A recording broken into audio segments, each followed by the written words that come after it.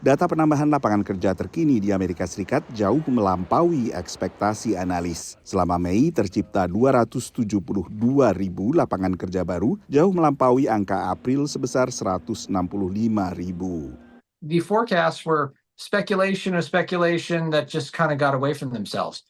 It's still a strong economy. To anyone who's been trying to hire someone, this was not a surprise to you. To anyone who picks up their phone and finds 16 unsolicited job offers for all sorts of places, that's the top tick. You shouldn't have been too surprised. Data ini mengurangi tekanan bagi Bank Sentral AS atau Federal Reserve untuk segera menurunkan suku bunga acuan yang telah 11 kali dinaikkan untuk mengendalikan laju inflasi. I think the main takeaway here is the long-feared significant slowdown in hiring in the U.S. economy just simply has not arrived.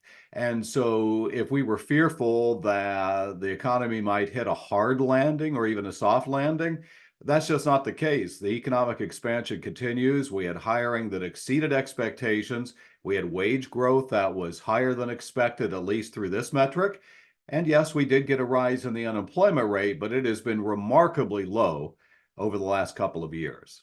Angka pengangguran naik ke 4% dari 3,9% pada bulan sebelumnya.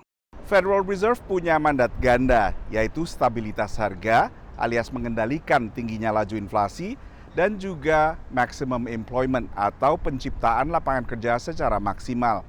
Dan dalam iklim usaha dengan suku bunga tinggi belakangan, banyak pihak sempat khawatir bahwa pemilik usaha semakin tercekik sehingga melakukan PHK massal atau setidaknya tidak lagi membuka lowongan kerja baru. The Federal Reserve looks at the May employment report along with other recent data and continues to believe that the job market is strong, perhaps not as strong as before.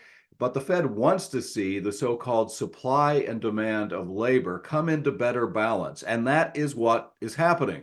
We saw that job openings are coming down. We have the unemployment rate rising ever so slightly, but still at a low level, and hiring is strong. The Federal Reserve has a dual mandate. Part of that is stable prices, trying to bring inflation down with respect to our recent experience, but also wants to have maximum employment.